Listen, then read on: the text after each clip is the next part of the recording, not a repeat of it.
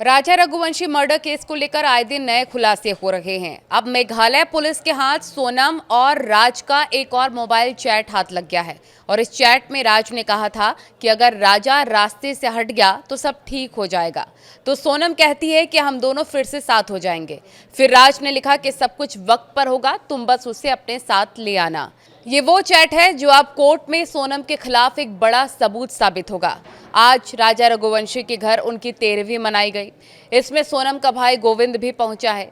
गोविंद ने कहा कि शिलोंग पुलिस ने मुझे पूछताछ के लिए बुलाया है, जिसके बाद ये सवाल उठने लग गए हैं कि क्या सोनम के पूरे परिवार को मेघालय बुलाया जाना चाहिए? क्या सोनम की मां से भी पूछताछ की जानी चाहिए?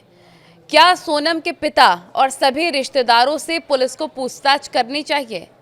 देखिए, खबर है कि सोनम ने अपनी मां से कहा था कि अगर उसकी जबरदस्ती शादी कर दी गई तो अंजाम बुरा होगा। यानी सोनम की मां समझ चुकी थी कि जब राजा और सोनम गायब हुए तो क्या हो सकता है, लेकिन उन्होंने पुलिस को कुछ भी नहीं बताया। उसी तरह सवाल ये भी है कि क्या सोनम और राज के बारे में परिवार को पहले से पता था, और अगर ऐसा था तो उन्होंने पुलिस को पहले कुछ भी क्यों नहीं बताया? इसी वजह से लोग मांग कर रहे हैं कि सोनम के पूरे परिवार से पूछताछ होनी चाहिए। वहीं मेघालय पुलिस ने खुलासा किया है कि 23 मई को हत्या के प्लानिंग के तहत विशाल चौहान ने सोनम के सामने ही राजा रघुवंशी के सिर पर एक के बाद एक 2 वार किए थे।